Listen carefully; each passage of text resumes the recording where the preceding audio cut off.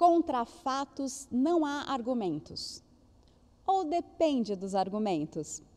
Diálogos necessários, série de encontros que trará debate entre pensadores e profissionais de diferentes áreas para abordar temas com pontos de vista diversificados.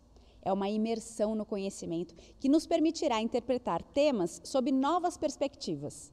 Interessante e importante, você não acha? O Cultura em Casa dá acesso à arte e ao conhecimento para todos de forma 100% gratuita, gerando renda para os artistas e para os técnicos. Uma realização da Secretaria de Cultura e Economia Criativa do Estado de São Paulo, com gestão e produção da Amigos da Arte. A historiadora Vilma Tomaso é a convidada do Cultura em Casa de hoje para uma aula sobre as diversas representações do feminino na arte sacra, em especial a figura bíblica de Maria Madalena. Com mediação do doutor em filosofia Martim Vasques da Cunha, vamos entender como a mulher é percebida na arte sacra com o passar dos séculos, da antiguidade até a pós-modernidade.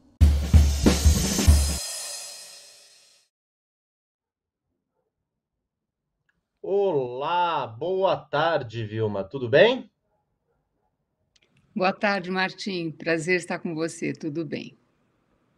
Um prazer. Tá me ouvindo? Sim. Ótimo. Boa tarde também aos nossos espectadores, né? Estamos aqui hoje para falarmos sobre o tema, o feminismo, perdão, o feminino na arte sacra, e eu convidei a Vilma, que é uma pesquisadora, professora de Ciências da Religião, tem um excelente trabalho de pesquisa feito no Labo, da PUC São Paulo, é autora de 2 livros que eu considero muito importantes para que o espectador entenda um pouco hoje, não só sobre o tema da arte sacra, mas também sobre a própria arte contemporânea, né? O primeiro é esse daqui, que foi lançado em 2016, 2017. 2017, né, Vilma? Esse daqui, o Cristo Pantocrator, 2017. Né? Sim, 2017. Né? Esse foi o primeiro dela. É um trabalho que eu considero muito original, fartamente ilustrado, aliás, belamente ilustrado, tem várias fotos, gravuras aqui, é uma beleza de livro. E o livro mais recente da Vilma, que foi publicado esse ano, que é Maria Madalena, História, Tradição e Lendas. Ambos os livros foram editados pela Paulus Editora. Esse livro, Maria Madalena, também segue o mesmo padrão de qualidade de escrita e qualidade gráfica do Cristo Pantocrator. E tem belas gravuras também. Enfim, é um livro que eu sugiro que leiam não só pela pessoa da Vilma, que é uma pesquisadora muito séria, mas também pelo tema, que é não só atual, como permanente. Com isso, Vilma, eu queria começar a nossa conversa, porque isso é uma conversa, né? Não é uma aula, não é uma palestra, é uma conversa. Então, eu queria começar a nossa conversa perguntando para você, sendo bem claro e direto, o seu último livro, que é sobre Maria Madalena, também não é só sobre Maria Madalena, é sobre o feminismo e o feminino, né? Na arte sacra. Eu queria que você explicasse para nós como esse livro medita sobre esse assunto do feminino na arte sacra e qual é o papel de Maria Madalena, da figura bíblica de Maria Madalena, nessa trajetória estética, artística e teológica. Vamos lá, Martim. Maria Madalena é um personagem bíblico que sempre me encantou pelo que falam dela, de bem e de ruim. Enfim, ela é extremamente humana e isso me encanta, sabe? Essa humanidade que ela traz com ela mesma. E a gente percebe que ela foi. Por que será que essa mulher é tão. Ela tem uma figura tão equivocada, né? Porque, na verdade, ela, no início, nos evangelhos, se a gente for olhar pelos 4 evangelhos canônicos, nós temos a Maria Madalena, que quem é ela? Pelos escritos dos evangelhos. É a mulher de quem Jesus expulsou 7 demônios, era uma discípula, e depois também ela foi tão fiel que na paixão, morte e ressurreição ela estava presente, enquanto os discípulos, a gente sabe que não estavam. E, a não ser João, né? E ela foi premiada por João como sendo a primeira testemunha do evento mais importante do cristianismo, que é a ressurreição. Agora, por que ela é tão assim falada? Por que será que tem tanta coisa estranha sobre ela? Eu cheguei a uma conclusão, não só eu, mas vários estudiosos, que é pelo seguinte: as mulheres do Antigo Testamento e do Novo Testamento, quando elas são citadas, elas sempre estão relacionadas a um homem. Vou explicar. Maria, irmã de Marta, Maria de Cleofas, Maria, mãe de Jesus, por exemplo, né? Marta, irmã de Lázaro. Então, agora, e Maria Madalena? Maria Madalena é Maria de Magdala. O que é Magdala? Uma cidade da Galileia próxima a Nazaré. Então, ela não está ligada a nenhum homem. Esse fato é crucial. É por isso que eu começo o livro falando exatamente da única coisa que a gente tem, da única referência real que a gente tem dela. Maria de Magdala. Maria, por isso que ela é chamada Maria Madalena. Então, essa é a primeira coisa. Então, no primeiro capítulo eu já falo bastante sobre isso. No segundo, eu falo, gente, o que acontece? O que é verdade? O que não é verdade segundo os evangelhos, né? Porque a gente sabe que tem 4 canônicos e depois tem os evangelhos gnósticos e apócrifos. O que os evangelhos nos dizem dela? Exatamente aquilo que eu já falei, só recordando. Mulher de quem Jesus expulsou 7 demônios, uma coisa importante, demônios, naquela época, tinha uma conotação diferente. Por exemplo, uma pessoa que era muda, ela tinha um demônio na língua. Uma pessoa que tinha um problema na cabeça, ela tinha um demônio na cabeça. Quer dizer, ela era endemoniada. Então, a gente vê, quando Jesus expulsava demônios, ele, na verdade, estava curando as pessoas. Não tinha essa conotação moral, né? E a outra coisa também que eu ia falar, então, Maria Madalena, Jesus expulsou dela 7 demônios, ela foi discípula e fiel a Jesus, e tem uma frasezinha que ninguém dá importância, muito importante, no primeiro e segundo versículos do Evangelho de Lucas, 8, capítulo 8, versículos 1 e 2, que é mulheres que seguiam Jesus com seus próprios recursos.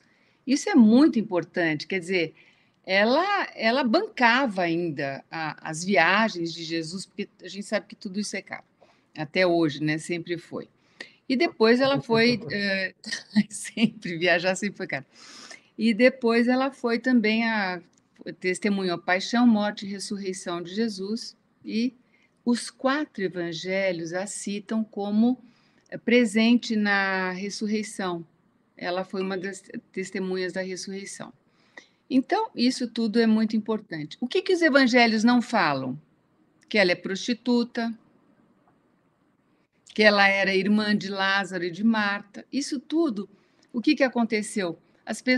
O imaginário foi juntando. Você sabe, Martim, que quando não há informação, a gente coloca, né? Então, isso tudo. Eu queria até chamar a imagem 1 para a gente ver como ela era retratada no começo, né, no primeiro milênio. Se puder colocar a imagem 1, seria bom. Uhum. Então, Maria Madalena, ela está aos pés do Cristo morto, né? Essa imagem linda é do Fra Angélico, século XV, 14, 15, e a gente vê que ela está de vermelho. O vermelho é uma cor do divino, né? No primeiro milênio, o Uhum. vermelho era a cor do divino e o azul a cor da humanidade. Depois, com o Renascimento, isso acabou mudando, né? Mas era uma cor importante, a cor do amor, do sacrifício. Pode tirar. Então, ela pode tirar a imagem. Então, voltando aqui. Uhum. Continuando a Madalena, sabe o que é que chama atenção?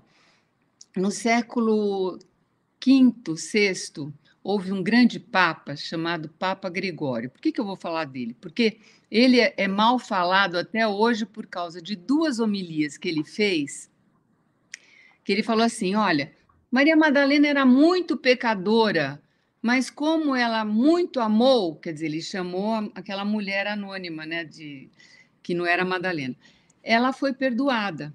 Mas se a gente for contextualizar porque ele falou isso porque era uma época difícil de Roma, muito pobre, pestes, enfim, acontecendo muitas coisas. Então, se a gente for entender o contexto da época, foi um ato de misericórdia que ele teve com o povo, sabe? Vocês podem pecar, Uhum. mas se vocês muito amarem, vocês vão ser acolhidos por Deus. Vocês vão ser salvos. E não vamos esquecer que naquela época, diferente de hoje, né? Nós estamos falando do início da Idade Média, século VI, as pessoas tinham medo de ir para o inferno. Então era uma coisa Uhum. importante, né? Hoje talvez isso não valha muito, porque eu acho que ninguém pensa muito nisso. Enfim, não sei. Depois falo então do Papa, e eu tive o cuidado, Martim, porque esse Papa, Papa Gregório Magno, injustamente mal falado hoje, ele é muito citado por muitas pessoas que escrevem sobre Maria Madalena, mas eu tenho vários livros, tudo que sai de Maria Madalena há 20 anos eu compro, sabe? Então, minha biblioteca é bem vasta Uhum. sobre isso. Eu tive o cuidado de colocar em anexo as duas homilias em que ele fala sobre Maria Madalena. E realmente, quem tiver o cuidado de ler, vai ver que esse Papa, ao contrário, ele não denegriu a imagem de Maria Madalena, dizendo que ela era pecadora. Não foi isso. Ele exaltou Maria Madalena. Só quem tiver o cuidado de ler, são duas homilias, não são curtas, vai ver que o Papa foi realmente injustiçado. Depois, eu falo também, só para você respondendo a sua pergunta, uma coisa interessante sobre Maria Madalena. A igreja, você sabe que tem a igreja nossa, católica, romana, e tem a igreja Uhum. católica ortodoxa. Olha que interessante, a igreja católica ortodoxa nunca juntou essas três mulheres. E Uhum. a data, outra coisa interessante, é que a data da celebração de Maria de Madalena em todas as igrejas, igreja copta, igreja ortodoxa, e a católica romana, a igreja ocidental, sempre foi 22 de julho. Então, ela, ao contrário do que parece, ela é uma mulher que foi reconhecida desde o começo.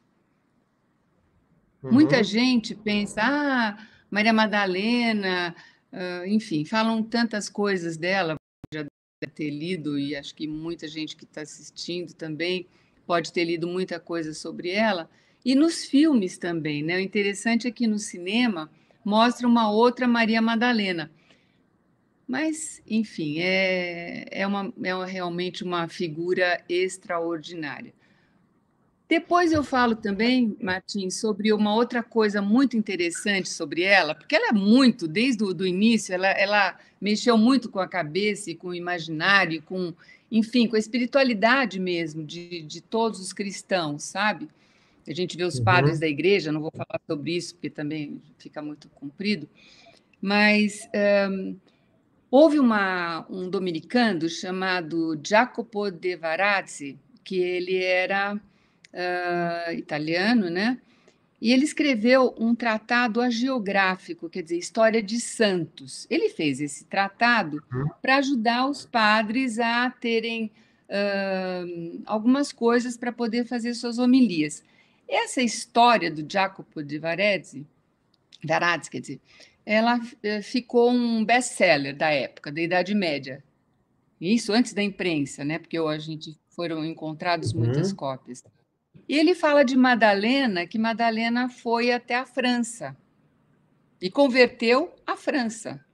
Quer dizer, é uma história longa, está lá no livro, e tem toda uma série de coisas. Ela vai para uma gruta, depois que ela faz tudo, está tudo contado bonitinho no livro. Ela vai para uma gruta, fica durante 30 anos lá como eremita, era levada aos céus pelos anjos. Então, é realmente uma história muito bonita e que foi, assim, o povo gostava muito, e a gente vê como ela era amada pelo tanto de igrejas e basílicas que a gente encontra na Europa antiga, da Idade Média, e também da Idade Moderna também, né? Quer dizer, era uma santa venerada desde sempre. Eu acho que isso, Martim, é importante ficar, sabe? Ela não era uma mulher qualquer. Inclusive, ela era retratada como uma mulher com vestes bonitas, ela era como uma nobre, porque a nobreza nessa época não tem a conotação que nós temos agora das roupas, eu quero dizer, da vestimenta, né? Do luxo. Isso é uma coisa moderna, não tem. Essa nobreza queria dizer essa beleza mesmo que vem de Deus. Era um respeito que os pintores, os artistas tinham por ela, e o povo em geral, né, que retratava o pensamento do povo, daquela mulher que eles achavam que era como eles. Quer dizer, eu peco, eles tinham essa consciência do pecado, que eu acho que o homem moderno não tem, a gente se perdeu isso, né? O que é pecado, o que não é, agora é tudo um pouco diferente. E por isso que eles se identificavam com ela. Então, ela era muito bem apresentada, ela era muito bem vestida, mas, como eu falei, e deixo claro, não era sobre o luxo. E ela também. Aí, o que aconteceu? Passado 1.500 anos de cristianismo, acontece, em 1517, a Reforma Protestante. Em seguida, quer dizer, em seguida, não muito em seguida, né? De 1517 é o marco da reforma. 1563 acaba o Concílio de Trento contra a reforma. Há uma nova arte para combater os reformadores, por isso se chama Contra-Reforma. E nessa arte surge o barroco. Aí, como os protestantes, né, aqueles que protestavam, não acreditavam no arrependimento, no sacramento da reconciliação, sabe o que aconteceu? Maria Madalena se torna a heroína da Contra-Reforma. Você não imagina como ela foi retratada nessa época. Muito retratada. Agora, como ela tinha que ficar em penitência, ela não podia parecer bonita como antes, certo? Com aquelas roupas chiques que ela estava. Então, como ela aparece? Ela aparece desgrenhada, cabelos todos desgrenhados, cabelos, né, que antes eram arrumados, agora estão desgrenhados. As joias no chão, eu coloco bastante imagens dessa no livro, inclusive tem uma muito bonita do Caravaggio. Mas eu agora pediria uma imagem que mostra bem como ela era retratada a partir da Contra-Reforma. Era a Madalena penitente, aquela mulher que pecou muito e que se arrependeu, muito amou e ficava em oração. Então, veja que ela não tem mais as roupas, ela dorme numa esteira, a alimentação dela é frugal, e ela vive numa gruta, como aparecia na legenda áurea, né, que eu falei anteriormente. Então, mudou completamente nós estamos no século XVI, muda completamente a imagem dela, como ela era vista, né? Podemos tirar a imagem. Bom, Aí o que que acontece? Nós vamos para o iluminismo. O que que acontece na história, né? Eu vou fazer um breve relato, você sabe, porque senão a gente precisa de Claro. muito tempo. Não, depois a gente vai Acontece falando com as perguntas. isso. E se acabar o tempo também, você me avisa, tá? Não, você tem mais 5 minutos, pode ficar tranquilo. Acontece o Tem mais... iluminismo, Uhum. acontece o iluminismo, aí nós vamos para o século XIX, Maria Madalena é super mal falada. Só para dar um exemplo, na Inglaterra, o nome Madalena era o sinônimo de prostituta. Então, Madalena foi uma santa aí, mas não foi a igreja, foi da forma como ela era retratada, artisticamente. A igreja nunca falou que Madalena, nunca mal falou Madalena, como eu acabei de falar. Bom, vamos rapidamente para o século XX. Nós temos em 1900, de 1962 a 1965, o Concílio de Trento. Desculpa, o Concílio Vaticano II. Tá? De Trento, nós vamos para o Concílio Vaticano II. E o Concílio Vaticano II, no seu primeiro documento, muito importante, o Sacrosanctum Concilium, ele muda completamente a liturgia. E a arte sacra é um serviço litúrgico, então mudou-se completamente. Uma outra coisa importante em relação a Maria Madalena, no Concílio Vaticano II, é que foram tirados dois epítetos de Maria Madalena. Pecadora, né? E ela passou a ser só testemunha da ressurreição. Enfim, a partir do Concílio Vaticano II, Maria Madalena passa a ser apenas a mulher que testemunhou a ressurreição. A data dela continuou sempre sendo memória. Outra coisa importante nossa agora, século XXI, outro pulo para a gente terminar. Em 2016, o Papa, nosso Papa Francisco, eleva a memória de Maria Madalena, que há séculos é 22 de julho, depois de amanhã, portanto, a quê? A festa igual aos apóstolos. Quer dizer, cada apóstolo tem a sua festa no seu dia, né? Agora, Maria Madalena, 22 de julho, será uma festa também.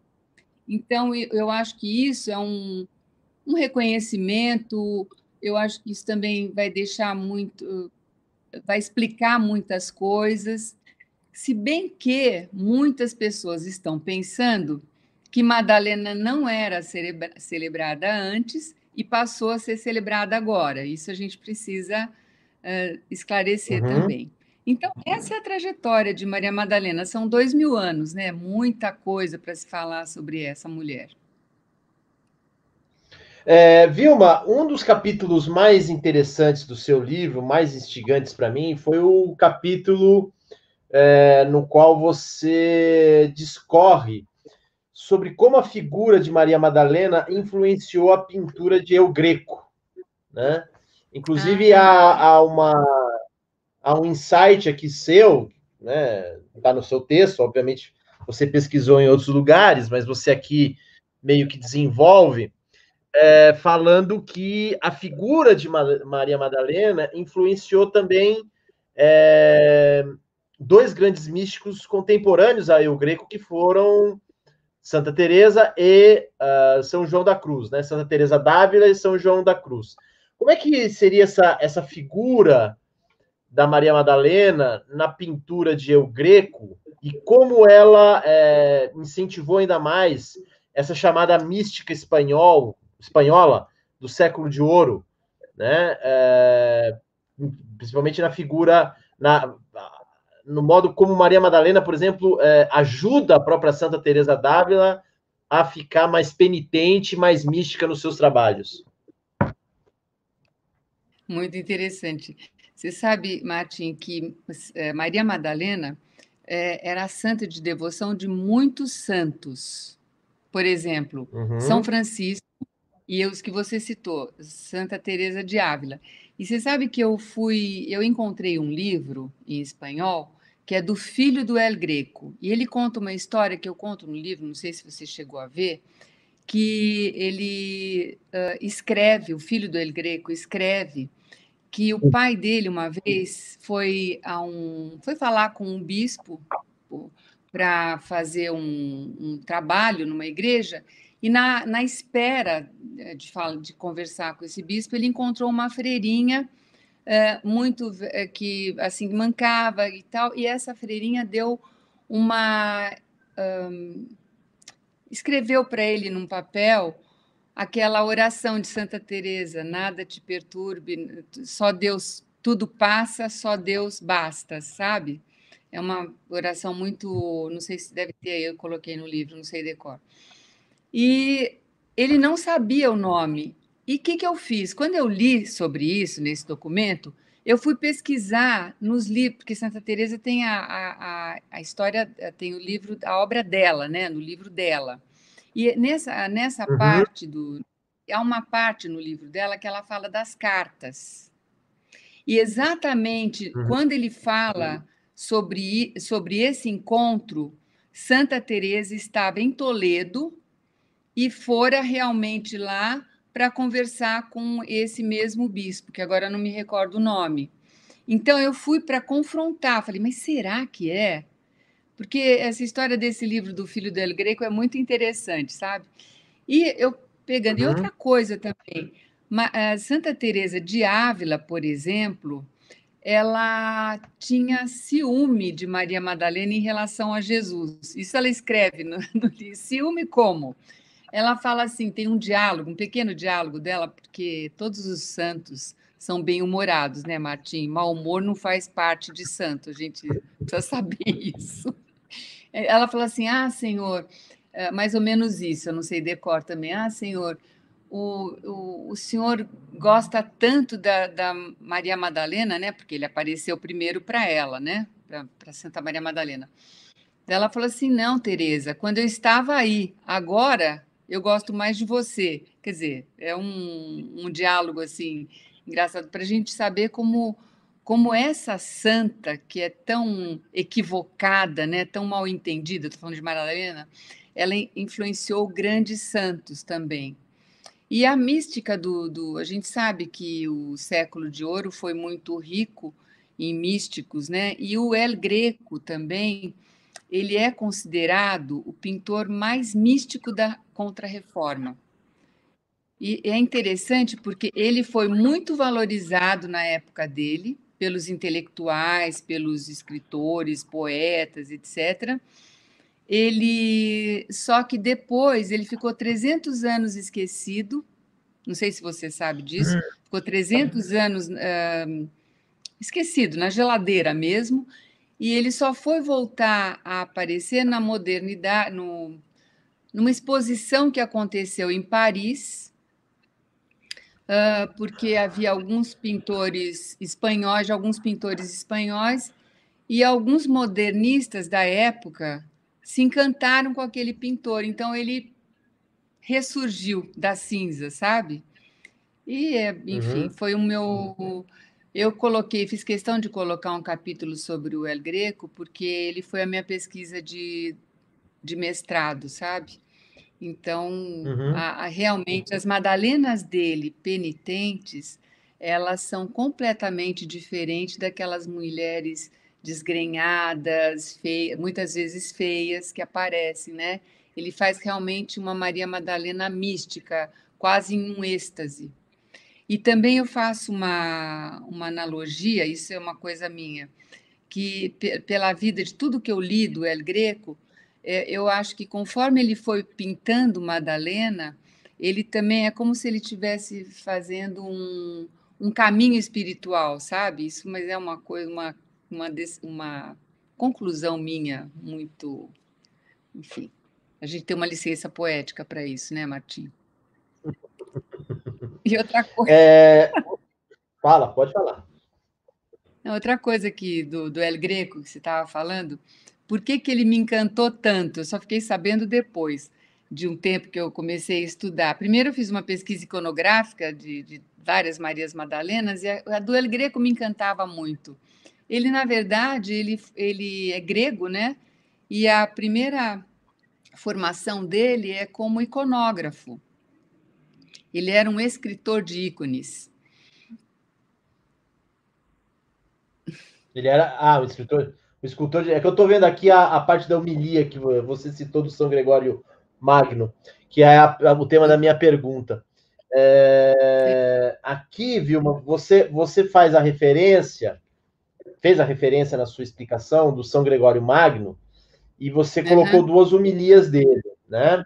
Mas o interessante, é isso que eu também queria que você falasse um pouco conosco, é que a relação que São Gregório Magno faz com Maria Madalena é de uma espécie não só de mulher penitente, porque ela seria a pecadora, é claro, ele, né, como você bem explicou, ele fez uma amálgama de várias tradições bíblicas e também orais, né, culturais. Mas ele, São Gregório Magno, que eu achei muito interessante na primeira homilia, especialmente no capítulo 8, aqui, quando ele fala do Leviatã, né, e dá a entender que a Maria Madalena foi uma espécie de isca, né, para se vencer o Leviatã. O exemplo dela é uma espécie de isca para se vencer o Leviatã. Eu queria que você falasse um pouco de como, na verdade, tanto o Greco, Santa Teresa d'Ávila, São João da Cruz e o São Gregório Magno, na verdade, a partir do exemplo de Madalena, não é que eles estão querendo fazer uma meditação apenas sobre a questão do pecado ou da penitência, mas para todos esses artistas e santos, Maria Madalena é um exemplo de como se vencer o mal, né? Exato. E eu queria um pouco que você discorresse nisso, porque uma das coisas que eu acho que hoje em dia fica muito tediosa quando se fala em arte, principalmente arte moderna ou arte contemporânea, é que é apenas um fenômeno estético, quando na verdade não é, né? A arte tem também um profundo, vamos dizer assim, uma profunda perspectiva metafísica, e essa perspectiva metafísica tem que lidar com o problema do mal, da morte, do sofrimento, que, aliás, é para isso que veio o cristianismo, né? Para justamente nos salvar desse dilema. Então, eu queria que você falasse um pouco sobre isso e como, na verdade, isso é uma coisa que tem já aqui no seu livro da Maria Madalena, mas você vai desenvolver isso com mais profundidade no Cristo Pantocrator, como, na verdade, o artista, né, seja no lado ocidental, e eu acho que aí o exemplo é o Greco, como você bem mostrou a sua fascinação, e no lado oriental é o fazedor de ícones, né, o escultor de ícones, o pintor de ícones, o iconógrafo, como, na verdade, o artista ele não é apenas um sujeito deslocado do fenômeno moral, né? O fenômeno moral está também dentro do fenômeno estético e o fenômeno estético está dentro do fenômeno moral. Como é isso? Explica para a gente, por favor. Bom, você falou do problema do mal. Esse problema do mal, é o problema da morte, do mal, eu acho que é o problema inerente do ser humano, né? Todos nós sabemos que nascemos e temos certeza que vamos morrer, e muitas vezes, acho que muitas vezes, ou a maioria das vezes, negamos a morte, por exemplo. Então, eu gosto de, para responder essa pergunta, voltar um pouco no capítulo 3 do livro do Gênesis, né? Como é que o mal entrou, né? Como é que ele entrou? Tinham Adão e Eva, nossos pais primordiais, falando biblicamente, né? Os nossos pais primordiais viviam no paraíso, estavam bem, vivendo lá com Deus. E uma coisa interessante que eu tenho lido muito sobre esse tema, Martim, é que eles não estavam nus, eles tinham uma luz por dentro. E quando eles desobedecem, eles se afastam de Deus, é como se essa luz se apagasse. Então, fazendo uma metáfora, numa vela, quando ela está acesa, você não consegue quebrar o pavio dessa vela. E quando ela está apagada, é fácil você quebrar o pavio. Então, a nossa situação é da vela apagada, tá? E a gente sabe que a história das Escrituras, o Antigo Testamento, o Novo Testamento, ela é a história da salvação do homem, né? Eu acho que a Bíblia é Uhum, um dos livros que todo mundo, a crente ou não crente, deveria ler, porque é muita riqueza ali que tem. É, quando você, quando Maria Madalena, o que representa Maria Madalena nisso tudo? Primeiro, Jesus é aquele que salva, né? É o que uhum, veio, quer dizer, a humanidade está perdida, a morte entrou na humanidade e há uma preparação profética para que haja encarnação. Quando uhum. Jesus encarna e se dá na cruz e acaba e depois ressuscita, acontece a graça, né? Quer dizer, daquela costela, quando ele é crucificado, né? Que o soldado espeta a lança na costela de Cristo, jorra sangue e água. Esse sangue e água, quer dizer, a graça está disponível à humanidade agora para, com ele, se salvar. Deus criou, o Filho redimiu no Espírito Santo. Isso é teologicamente é assim. O livro mais místico que existe no Antigo Testamento é o livro dos Cânticos dos Cânticos, Cântico dos Cânticos, né? É o amor Aham. esponsal, o amor de homem da mulher. Então, Deus quer ser amado em liberdade, então precisa haver uma acolhida. E Maria Madalena, ela representa o ser humano, isso é muito importante, para mim ficou. Por isso que os grandes santos visualizaram exatamente isso. Ela representa o exemplo do ser humano que tem a condição do pecado e da morte como todos, não só ela, todos, mas ela adere, sabe, a esse amor. Então, é isso, é o exemplo também muito bonito de amor esponsal.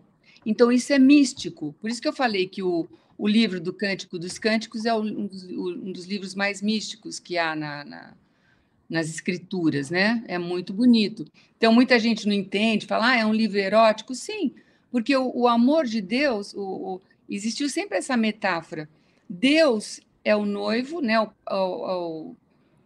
É o noivo e a noiva é a humanidade. Então, não sei se fica claro isso. Então, talvez esses místicos, Santa Teresa, São João da Cruz, e mesmo El Greco, por isso que eu fiz que eu falei que era uma licença poética, né? Que eu falo que as madalenas dele vão acontecendo e ele vai ficando, parece que elas vão ficando cada vez mais em êxtase, né? Eles Uhum. tenham percebido isso, porque parece que o homem moderno, ele, pelo individualismo todo que permeia, né, ele talvez não perceba muito essa dimensão. E o artista, vamos falar um pouquinho do artista, da estética, né? Quando ele tem essa sensibilidade, ele consegue passar na obra exatamente essa mística. Então, por exemplo, os iconógrafos, vamos falar do Oriente, a arte do Oriente, eles rezam muito, eles têm um caminho, eles fazem uma ascese para poder serem iconógrafos. E esses os grandes místicos, eles rezavam também, eles escreviam rezando, e eles contavam aquelas experiências místicas deles também. E esses pintores que a gente vê, por que uma pintura às vezes nos chama? Eu falo que você está num lugar e parece que ela nos chama, porque ela tem algo especial daquele artista naquela pintura, naquela obra. Ele pôs, não é, Uhum. existe uma transcendência mesmo, uma metafísica, nem sei como falar isso, mas é realmente isso. Enfim. Não sei se eu respondi, se eu falei muita Ah, coisa. a gente está numa conversa, Vilma, sem problemas. Eu queria também conversar com você a respeito do um outro detalhe que tem aqui no seu livro, sobre Maria Madalena, que aí a gente já lida um pouco mais com arte contemporânea mesmo, né?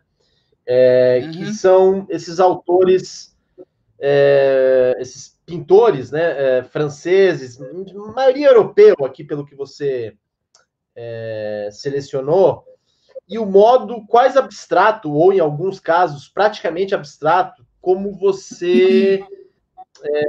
eles abordam essa questão da Maria Madalena, né? Tem até aqui a Hélène Lugot, Philippe Cogniet, Marc Courtier, maioria francesa, né? Estou percebendo aqui. Sim. São, né, é muito difícil ter um americano ou até mesmo um inglês, são franceses na maioria. Como você vê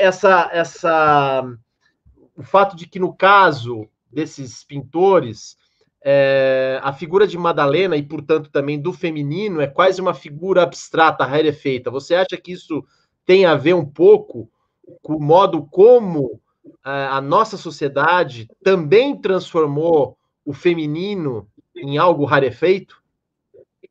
Sim, muito bom isso que você perguntou. Sobre a abstração, né? Eu vou ligar agora com uma coisa chamada ideia. O cristianismo não é uma ideologia, porque Cristo foi uma pessoa, né? E só que nós estamos numa época, já há 4, 5 séculos, que é dado muita importância às ideias, né? E não muitas vezes aos fatos concretos, né? A gente vive muito, parece que é platônico, o mundo das ideias, né? Então, e outra coisa, muito individualismo na hora da interpretação. E eu encontrei essa obra muito interessante da Isabelle Renaud-Chanscat, e ela fala de muitas Madalenas.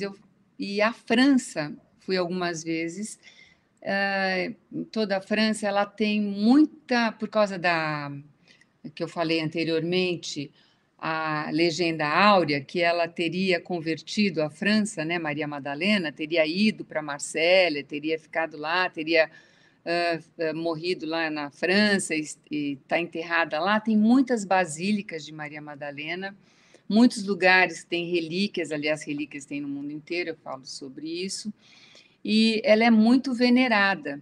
Eu vou só te contar um fato para você entender.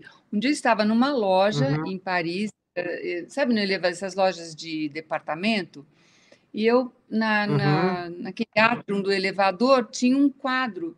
Eu olhei, como se fosse um cabelo. Eu coloquei aqui eu não sei em que página está, mas está aí no livro. Eu falei, isso é Maria Madalena. A minha irmã, que estava comigo, falou assim: imagina, como você sabe que é Maria Madalena?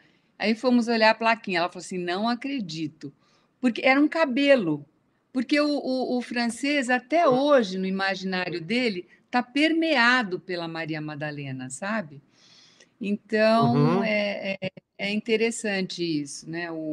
Mas eu me perdi um pouquinho. O que você tinha perguntado? Falei da Madalena. Eu perguntei se essa abstração, essa figura no negativo que existem nesses quadros, elas também não seriam uma forma de representatividade assim, da própria abstração do feminino na nossa sociedade atual. E pelo caráter também individualista, que essas ideias que permeiam todos esses, né? Cada um, o cristianismo, cada pessoa entende, interpreta à sua maneira, né? Não existe mais, a gente perdeu a organicidade da sociedade, a gente vive num mundo muito individualista. Então, eu coloquei essas obras de arte justamente para uma espécie de provocação, quer dizer, se não houver a explicação do próprio autor, você não entende o que ele quis dizer ali. E uma outra coisa, me especializei em arte sacra. A arte sacra é um serviço litúrgico. Então, o fiel tem que olhar e contemplar, ele tem que levar a contemplação. Eu não estou, Martim, de jeito nenhum desmerecendo essas obras, porque eu acho que elas cabem em muitos lugares. O interessante é que muitas dessas obras são colocadas em igreja, quer dizer, é um equívoco muito grande sobre isso. Então, eu acho que essa abstração vem dessa nossa mentalidade individualista, sabe? Cada um, Uhum. hoje em dia, as pessoas, cada um tem a sua verdade, não existe mais a verdade. Nós Uhum. estamos vivendo um mundo bem relativista, né? Isso que você, como filósofo, pode me dar uma aula sobre isso. Não, hoje a aula é sua, não é minha, não. Eu estou só aqui para facilitar. Sim. Não, mas então, você tocou um ponto interessante na sua fala, que você só colocou en passant na sua primeira intervenção, que foi o seguinte: qual é a diferença? Explica para nós aqui a diferença entre arte sacra e arte religiosa, que isso é um tema que liga os seus dois livros, Maria Madalena e Cristo Pantocrator. Qual é a diferença entre um e outro, por favor? Bom, para os historiadores da arte é uma só. Quer dizer, arte sacra e arte religiosa não há, estou falando na história da arte, né? Não há essa diferenciação. Geralmente os historiadores colocam as duas artes no mesmo pacote, vamos assim dizer. Em relação à arte na igreja, a arte em qualquer. É interessante que não é na Igreja Católica. Estou falando do hinduísmo, estou falando do budismo, em qualquer religião, a arte dos indígenas, a arte afro, né? Ela é um serviço para a liturgia daquele povo, né? Então não existe esse individualismo. O povo, a pessoa tem que ir ao ritual, ao templo, seja lá onde for, aquela arte está presente, aquela arte é um serviço para a liturgia. Isso não é uma coisa da Igreja Católica. Isso desde antes da Igreja Católica sempre foi assim. A arte religiosa, o que é arte religiosa? É uma arte que ela tem o tema religioso, mas ela não é um serviço litúrgico, a grosso modo. Agora, isso, Martim, dá muita discussão. No Cristo Pantocrator, eu falei bastante sobre isso, coloco bastante a diferença, coloco inclusive os concílios, o que eles trouxeram de novidade, como era e como é. O Renascimento, por exemplo, eu falo isso, às vezes sou vaiada, sabe? O Renascimento, a arte é maravilhosa, a gente não teve nada melhor, depois estou falando sem ser, nada mais perfeito, nada mais bonito que a arte do Renascimento. Só que ela não é uma arte sacra, ela é uma arte com motivos religiosos, tá? Então, é muito difícil falar sobre isso. São 4, 5 séculos que nós estamos vendo dessa arte e parece que eu estou desmerecendo essa arte. Nem eu, nem ninguém que fala isso está. Então, hoje em dia, o que está se adaptando é o seguinte: ao invés de falar arte sacra, a gente fala arte litúrgica. Quer dizer, a arte que deve ser colocada na igreja para a celebração. Essa arte, mas tem uma diferença grande. Agora, por exemplo, quando você fala que o barroco não é uma arte sacra, isso dá muito problema, mas eu tenho estudado muito, tenho lido muita literatura sobre isso, muitos documentos sobre isso, sem desmerecer o barroco, que eu acho uma bela arte também, ele tem a sua beleza, mas ele, por exemplo, a arte barroca não se presta mais à nova liturgia pós-Concílio Vaticano II. Não sei se... E como, por exemplo, essa confusão entre arte sacra, arte religiosa, que é uma consequência do Renascimento nos nossos tempos, como isso foi, de certa maneira, restaurado pelo Concílio Vaticano II, quando eles promulgam o famoso ad fontes, né, o retorno às fontes. E aí eu queria que também você falasse um pouco sobre o impacto na sua pesquisa, quando você descobriu as obras de Cláudio Pastro e também do padre Marco Ivan Rupnik. Bom, Cláudio Pastro eu conheci pessoalmente, tive contato com ele durante algum tempo, ele me ajudou muito na minha pesquisa, porque eu fazia entrevistas com ele, depois transcrevia e ia buscar, sabe? Ele fazia uma afirmação, por exemplo, arte sacra e arte religiosa, que nós acabamos de falar. Vilma, não tem nada a ver isso. Ele falava assim, Renascimento não é arte sacra. Eu falei, como? Eu ia atrás, eu ia buscar documentos, né? Porque a gente faz pesquisa, é assim, né, Martim? Você não pode colocar o que uma pessoa falou, a opinião, você não dá a sua opinião, você vai nos documentos. E o padre Marco Ivan Rupnik foi muito interessante, esse é o Cláudio Pastro, né? O padre Marco Ivan Rupnik foi muito interessante, porque eu ainda estava fazendo a pesquisa do Pantocrator.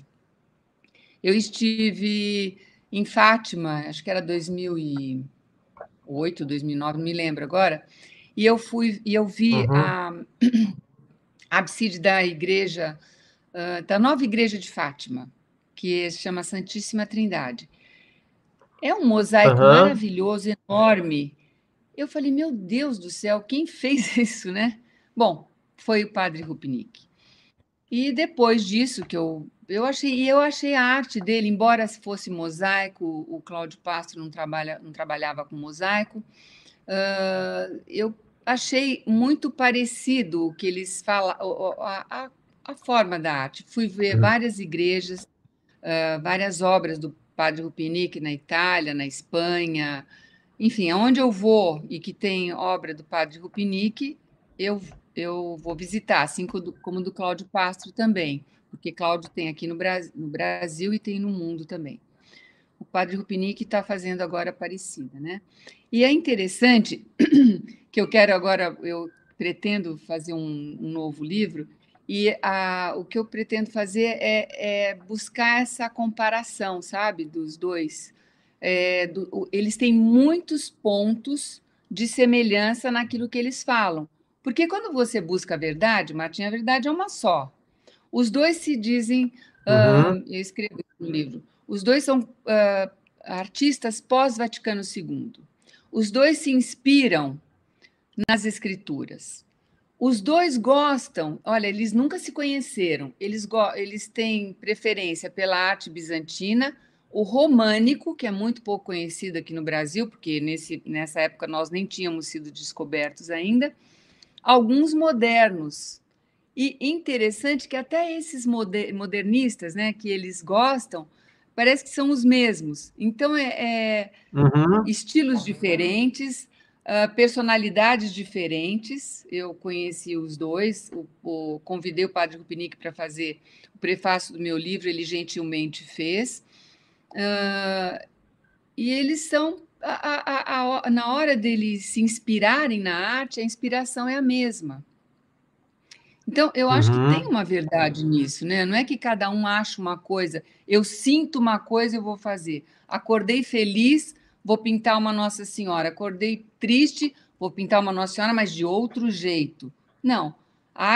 Na arte litúrgica não entra muito o subjetivismo do artista, porque ele está prestando um serviço para a celebração litúrgica. Essa é a diferença. E uma coisa que eu estou achando...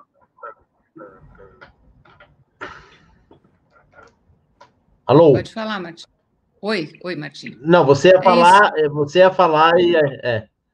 Eu achei que você ia falar alguma coisa, desculpa. Mas eu queria continuar nessa linha, porque acho que faltou uma observação sua sobre como o Concílio Vaticano II vai recuperar essa dicotomia, vai restaurar isso com o ad fontes. Eu acho que isso é interessante para o espectador, para não passar a sensação de que a sua pesquisa sobre arte sacra e arte religiosa, ela não é uma pesquisa que vai contra a modernidade. Ao contrário, você está querendo justamente incorporar essas duas tendências na modernidade, aceitando o fluxo da história. Porque senão vai parecer que a Vilma é uma tradicionalista reacionária, o que é tudo, não é nada disso, entendeu? Então eu queria que você explicasse um pouco como, na verdade, existe um movimento artístico que se preocupa com os assuntos religiosos, mas eles não são movimentos tradicionalistas no sentido negativo da palavra, ou seja, de que só se preocupa com uma tradição petrificada, anquilosada, mas é um movimento religioso artístico que quer se integrar no fluxo do tempo, quer se integrar na contemporaneidade. Olha, Martim, estão acontecendo coisas incríveis em relação à arte, e eu acho que essas coisas aparecem muito devagar, né? A CNBB está com uma pastoral da arquitetura e arte sacra. Eu conheci o padre Rupnik aqui no Brasil porque ele veio fazer palestras, e dessas palestras até eu ajudei a organizar um livro, que depois eu mando para vocês, se você gostar, ou posso falar dele depois, sobre essas palestras, né? E muitos artistas, muitos clérigos estavam indo. Agora, o que é esse ad fontes, né? Acho que muita gente deve estar perguntando. É que no Concílio Vaticano II, duas coisas fundamentais eles pensaram, né? Várias, mas duas eram fundamentais. Então, assim, por que a igreja está perdendo tantos fiéis? Estou falando de 1960, né? E devia estar acontecendo alguma coisa. Por que precisa de uma reforma litúrgica? Como é que os primeiros cristãos faziam, né? Esse é o ad fontes. Como é que acontecia lá no início do cristianismo, tão perseguido no começo, né? Mas também a gente não pode voltar ao passado, como você falou, como se fosse uma coisa de memória, de ficar engessado, não ir para frente, parece que a gente parar no tempo, né? Então, são duas coisas, o ad fontes e o adornamento. Adornamento é uma palavra que a gente pode traduzir de forma mais simples para uma atualização. Quer dizer, olha, artistas, vão ver lá nas fontes, vão ver lá no início do cristianismo como é que era, no primeiro milênio, como é que os artistas faziam a sua arte, e vamos atualizar isso. Martim, sabe uma coisa interessante? No segundo concílio de Nicéia, uma das coisas reza o seguinte, que as paredes da igreja, que elas não servem só para proteger da chuva, do vento, etc. Essas paredes da igreja, com I minúsculo, que é o edifício igreja, elas têm que ser um autorretrato da igreja. Quer dizer, você olha as igrejas, as imagens da igreja, uma conversa com a outra. Então, você tem, por exemplo, igrejas que você vai, antigas, né? Bem antigas, que tem, por exemplo, pena que não pode mostrar a imagem aqui, mas tudo bem. Você tem Deus criou a água, depois tem a água no dilúvio, depois tem Cristo tirando Pedro da água, sabe? Quando Pedro afunda na água. Então, uma imagem conversa com a outra. Quer dizer, como se fosse uma história em quadrinhos. Então, um fiel que entrasse na igreja e, se não tivesse celebração, ele olhava aquelas paredes, ele tinha história, é como se fosse uma celebração ali para ele. E depois, o que foi acontecendo? Com o passar do tempo, principalmente depois do Concílio de Trento, no século XVI, a gente entra nas igrejas, dessas igrejas que estou falando antigas, né, do século XVI para cá, muitas vezes você entra em igrejas lindas, mas tem um altar aqui, um altar para cada santo. Então, nós saímos dessa organicidade e fomos para o individualismo. Esse santo rezar para minha filha, para aquele ali eu quero pagar minhas dívidas, e também cada padre podia celebrar em um daqueles, enfim. Oi, Martim?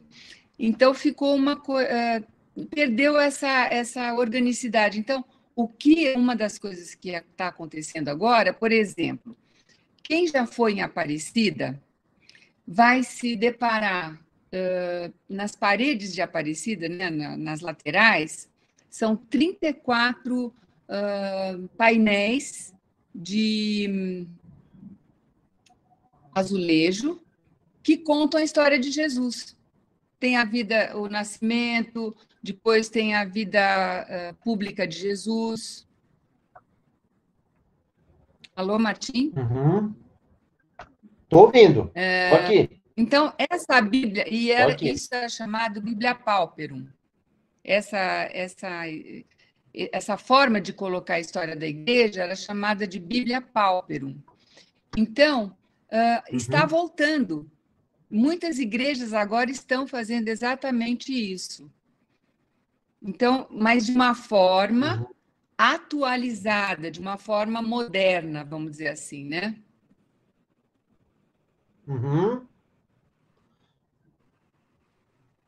Alô?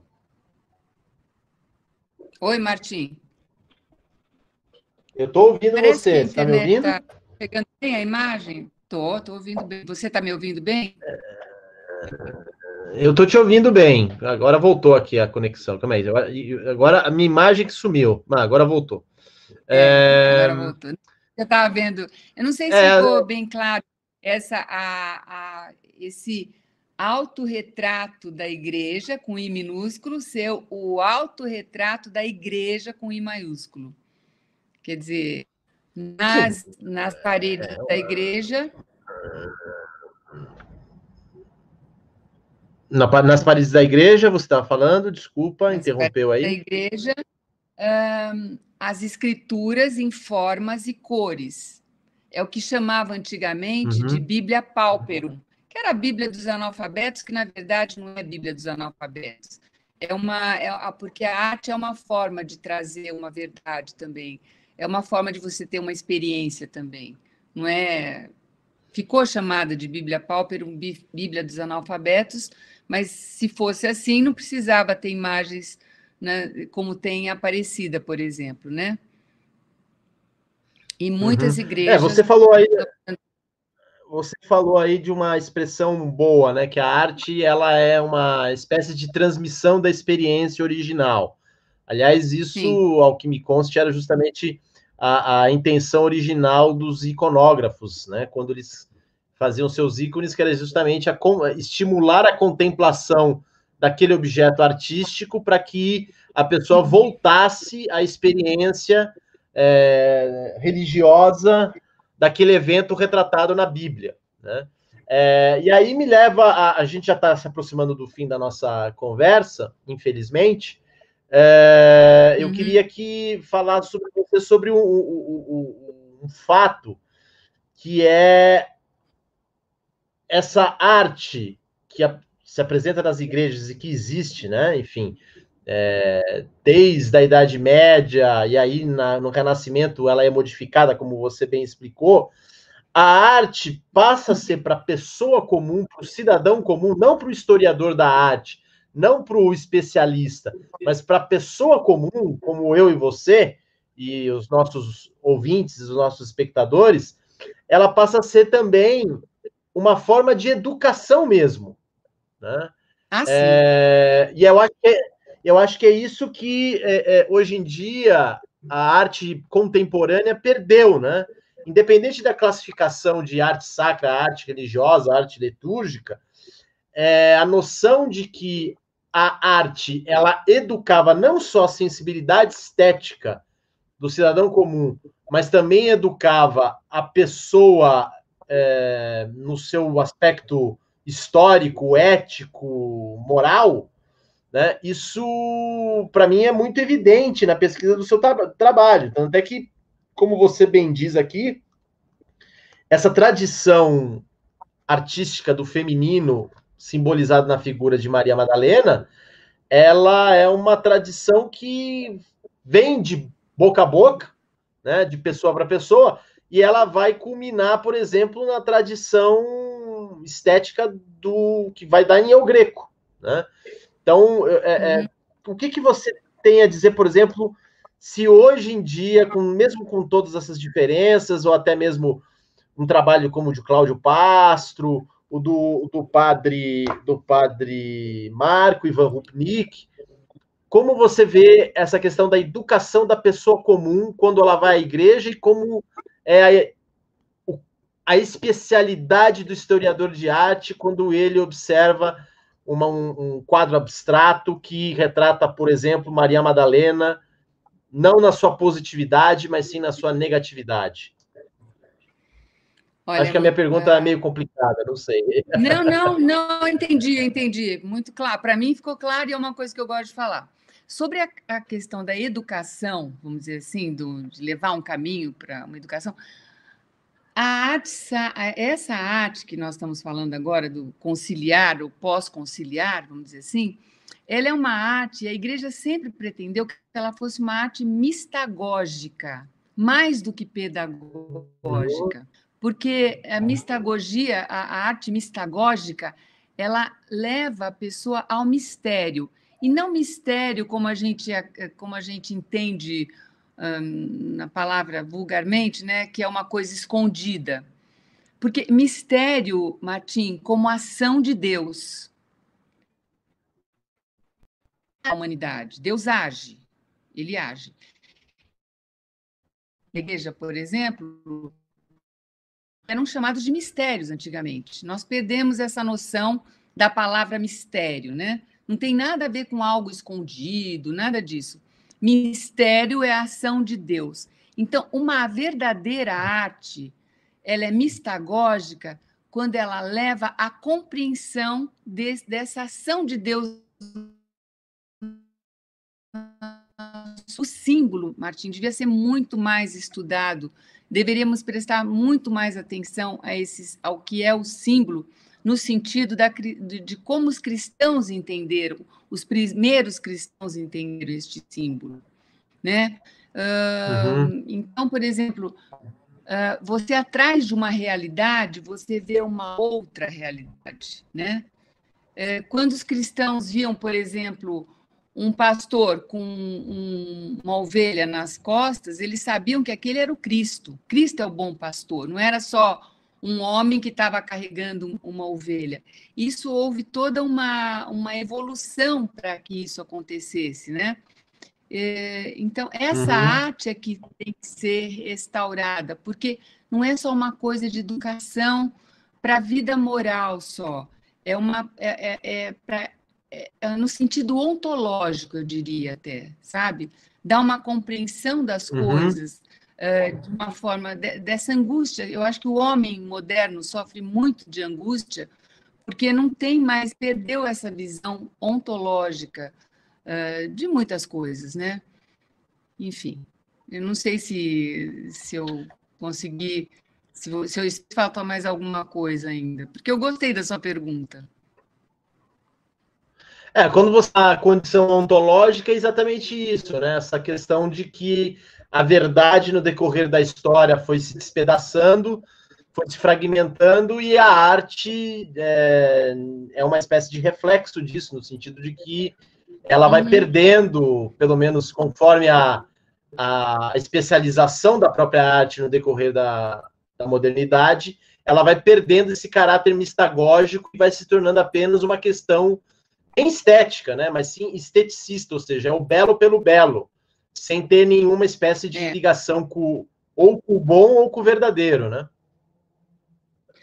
E dos três transcendentais, né? Eu sempre falo que o bom, o belo e o verdadeiro, o belo foi deixado em terceiro lugar, não sei se na nossa cultura, na nossa filosofia, né? Porque como se fosse mais não era essencial, era acessório. E a beleza é fundamental. Eu tenho estudado um pouco os russos e, assim, uma coisa para a gente entender, uma verdade que não é bela é uma ditadura da verdade. Um bem que não é belo, ele é cruel. Então, eu tenho uma ideia, eu acho essa ideia boa, um bem, eu imponho para todo mundo. Aí acontece algo que mata milhões de pessoas, por exemplo, sabe? Que vem de uma ideia. Então, a beleza, se você não tem a beleza, e a beleza, para esses russos e também para o cristianismo, a beleza é Cristo. E João fala, Deus é amor. Quer dizer, se é belo, o amor e o belo são a mesma coisa. Qual foi o momento mais lindo, ou de maior entrega, de maior amor que Cristo ofereceu à humanidade enquanto ele estava aqui? Foi o momento da cruz. É o momento que ele está mais feio, Martim. Diz Isaías, né, sobre o servo sofredor, que você tinha que virar o rosto, não conseguia olhar para ele. Então, a beleza cristã, ela é pascal. Então, esse conceito de belo que nós temos, tudo bonitinho, arrumadinho, perfeito, o belo do renascimento, vamos dizer assim, ele não cabe na arte sacra. Não que ela não seja bela, mas o conceito de beleza é diferente ali. Então, quando a gente pensa que a beleza é pascal, você já vê que há coisas completamente... Você não pode fazer essa arte como era a arte perfeita do Renascimento. Né? Mas isso é longo, viu, Perfeito, Martim? viu? É muito longo. É uma conversa que nós aqui estamos fazendo uma introdução para que outras pessoas conheçam não só o tema da arte sacra e arte religiosa, mas também do seu próprio trabalho, Vilma. Mas foi um prazer ter essa conversa contigo. Eu agradeço muito pela sua explicação, pela sua paciência comigo aqui. E eu espero pelo seu próximo livro. Já tem no forno, Vilma? Você já tem o próximo tema? Não, eu tenho. Eu falei para você que não tenho... A ideia está aqui. Muita coisa já escrita, mas tá. eu preciso organizar, né? Mas tá. tem... E Ótimo. a ideia é falar sobre essa arte sacra moderna, né? A contemporânea, não moderna, contemporânea, essa arte litúrgica contemporânea. Não, muito bom, muito bom. Fico contente que esteja aí na produção e aguardo também por esse livro para termos aqui a Trinca de Ouro, junto com Maria Madalena. Né? Esse daqui é o novo livro da Vilma. Por favor, compre, porque ela quis lançar no início do ano, mas a pandemia a impediu disso. E tem o outro livro da Vilma, que é muito bom, que é o Cristo Pantocrator. Tá bom? Vilma, muito obrigado novamente. Fico muito contente que a gente teve essa conversa. E eu agradeço também a todos os nossos espectadores que, enfim, gostam desse assunto. Eu vi aqui que foi bastante comentado. Inclusive, vários parabéns à própria Vilma. Eu agradeço novamente, Vilma. Muito obrigado. Viu? Um aviso que eu queria dar aos espectadores, antes de terminar, é o seguinte. Temos aqui o próximo... Só um momentinho. O próximo Diálogos Necessários será com o professor João César de Castro Rocha como moderador e... Um momentinho aqui, isso. Então, na quarta-feira, dia 22/7, às 17 horas, o João César de Castro Rocha, né, o meu parceiro aqui de curadoria nesse evento do Diálogos Necessários, ele vai conversar com o professor Antônio Carlos Sequim sobre João Cabral de Melo Neto, A Poesia do Menos. É uma live que os Diálogos Necessários estão fazendo por causa do centenário do poeta pernambucano. E eu queria dar um aviso que no dia 29/7 estava prevista uma live com o João César de Castro Rocha e o Gustavo Franco sobre o tema pós-pandemia, economia e saúde mental. Infelizmente, o Gustavo Franco teve um empecilho, não vai poder comparecer, e nós, então, fizemos uma alteração. Né? O tema é agora a economia no pós-corona, e eu serei o moderador dessa vez, e farei a conversa com o João Vilaverde, que é um jornalista de economia e política extremamente talentoso. Ele está fazendo agora doutorado na Universidade de Colômbia, e é autor de um livro muito importante para se entender a economia da época do governo Dilma, que se chama Pedaladas Perigosas. Com a mudança da moderação, né, sendo que agora, no dia 29, eu serei o moderador com o João Vilaverde, no dia 27/7, estava previsto a minha moderação com o Valdeir Araújo e a Caroline Bauer sobre revisionismo histórico. Essa moderação vai ser feita pelo João César de Castro Rocha, né? Nós invertemos. Então, esses são os avisos. Na quarta-feira, será o João César de Castro Rocha com o Antônio Carlos Sequim sobre o João Cabral de Melo Neto, a poesia do menos. Dito isso, obrigado novamente. Boa noite a todos. Obrigado, Vilma. Boa noite a todos, obrigada. Obrigada, Martim.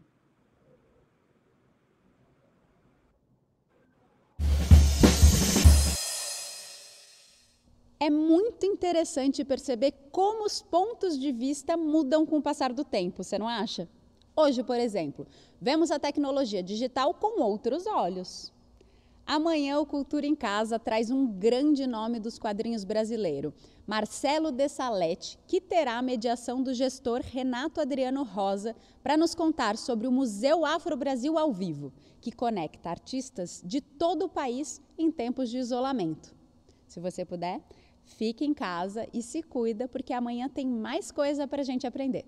O Festival Cultura em Casa é uma realização da Secretaria de Cultura e Economia Criativa do Estado de São Paulo, com gestão e produção da Amigos da Arte, mantendo público, artistas e agentes culturais conectados pela arte e pelo conhecimento. Se você puder, fique em casa. Juntos sairemos mais fortes e mais conscientes dessa fase.